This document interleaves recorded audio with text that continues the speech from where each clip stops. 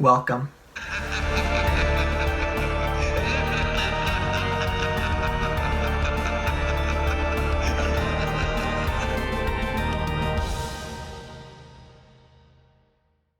Hey everyone, and welcome back to the channel. As you've already seen, I've done the worst movies that I watched during my vacation, and we are finally to the mid-tier, which is going to feature 4 different movies. So if there's a specific one that you would like to watch, Tina will have all the timestamps up right here of when it will happen, but we are going to start with Detective Pikachu. So Detective Pikachu came out in 2019 and was directed by Letterman. It stars Justice Smith and Ryan Reynolds, and is Pokemon. It's not the Pokemon that you expect. It's not like the anime where people are really fighting. No, this is more of a mystery of what happened to Justice Smith's father. So this movie was fine. Yeah, I mean, I'm personally disappointed that it was just fine. And to have kind of a live action Pokemon is such a cool idea. I honestly wanted more fighting. I wanted a little bit more fighting scenes. I got kind of bored of the detective plot that they were going with after a little bit, because at a certain point it kind of went stagnant and plateaued, and I didn't know where they were going to go from there. I guessed the twist right off the bat. Everyone's gonna guess the twist of this movie. It's not clever at all. It's something that we've seen 1,000 times before, but Ryan Reynolds is just so good in everything that he does. I mean, as Pikachu, he is hilarious. There's a specific moment of Ryan Reynolds singing the original Pokemon theme song, which is, first off, sad, but it is hilarious. That it just put like such a big smile on my face that Ryan Reynolds didn't just kind of half-assed the movie, and he just absolutely went for it. And I wish I could say that I loved Ryan Reynolds' Pikachu compared to Justice Smith's character. I did not like him. I mean, I could tell Justice Smith is a very good actor and that he's doing what he has to be told, but I wish that he didn't do what he was told. I wish that his character was a little bit more out there. I mean, he feels so reserved, and that's kind of the whole point, to kind of get him out of his comfort zone in the movie, but he really doesn't until like the last 10 minutes of the movie, where we finally get to see the result of everything that happened during the movie, and it sucks. I kind of wanted it to happen at the end of the second act, so we had the whole third act in this new improved person that he was, and it just stinks that we only got to see it for like 10 minutes, maybe not even 10 minutes, and I'd say that's probably the biggest disappointment with this movie. And for those of you who are wondering, Justice Smith is not Ash. He is a completely different character. So, overall, I'd give Detective Pikachu a 5 out of 10. And if you like Pokemon, I recommend it. If you don't, probably not for you.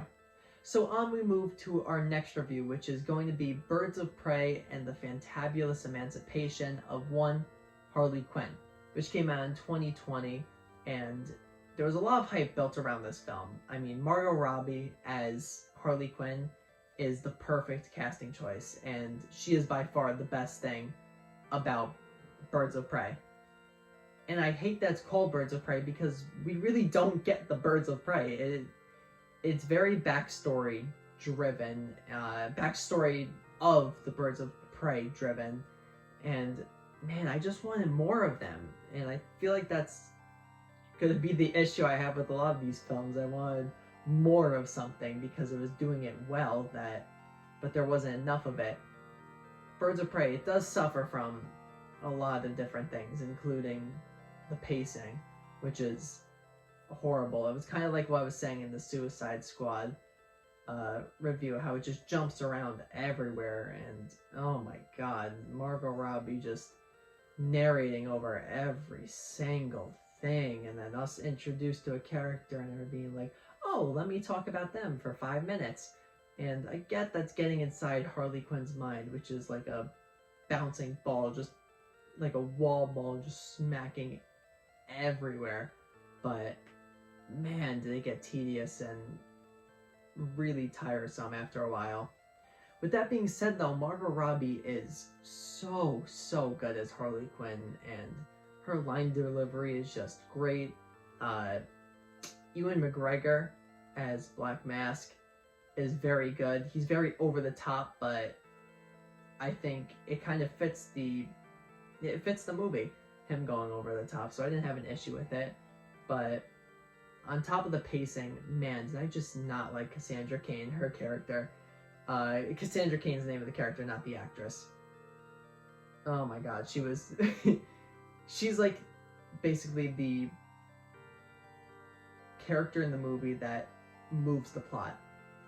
And she's just so unlikable. I don't know what it was. She was just such an unlikable character. She was annoying. Ugh.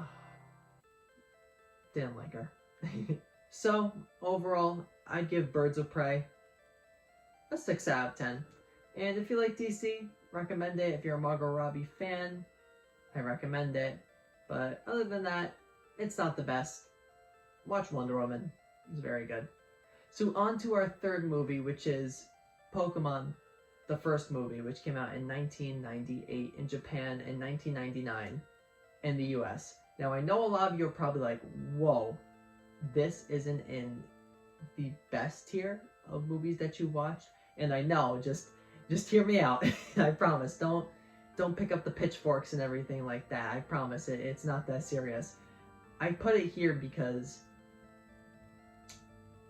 the movies that I put on my favorite list of what I watched were movies that really surprised me and had me just so enthralled within them. And I'm not saying that this movie didn't have me like that, but in terms of quality, this movie just doesn't stand up to those movies.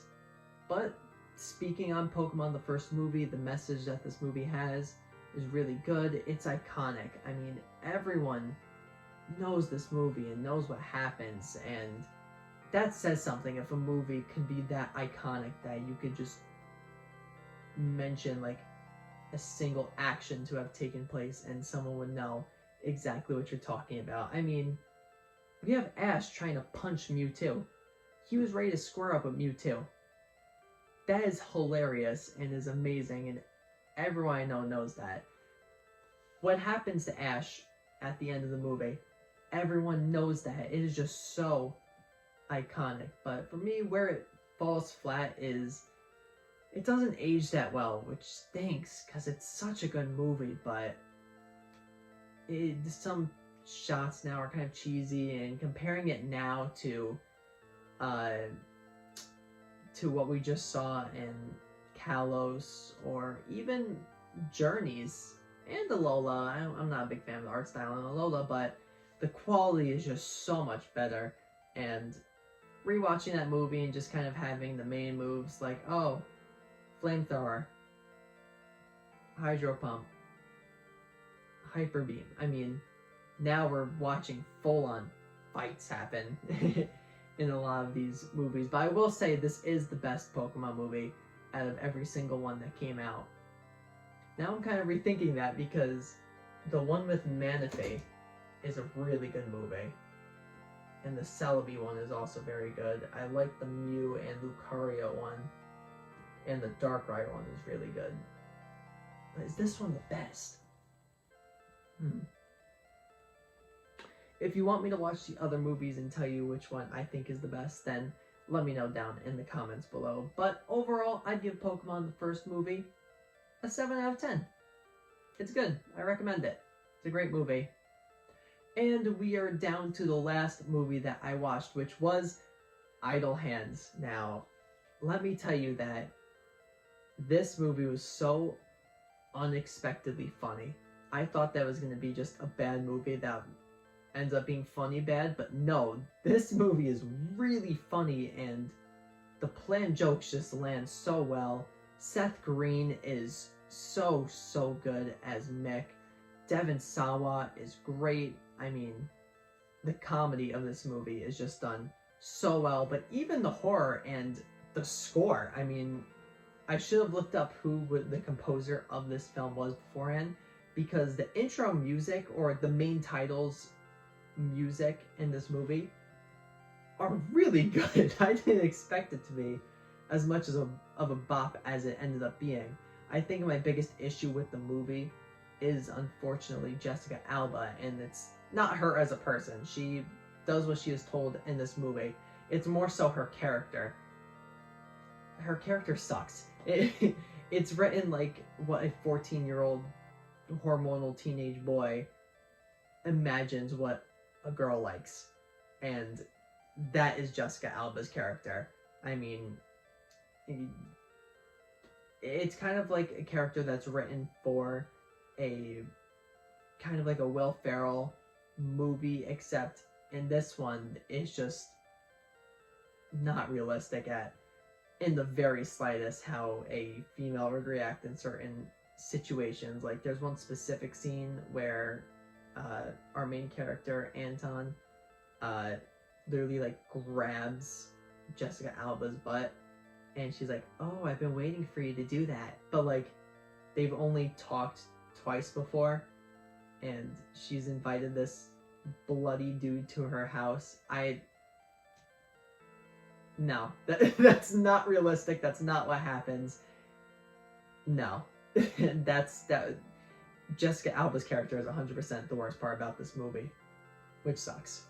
So overall, I would give Idle Hands a 7.25 out of 10, and I do recommend it. It is so freaking funny. It is hilarious. I think you will really, really love it. So thank you everyone for watching this review, and be on the lookout for more reviews in the future. The next is the best movies that I watched while on vacation. So be on the lookout for that. But let's flash forward to the next review.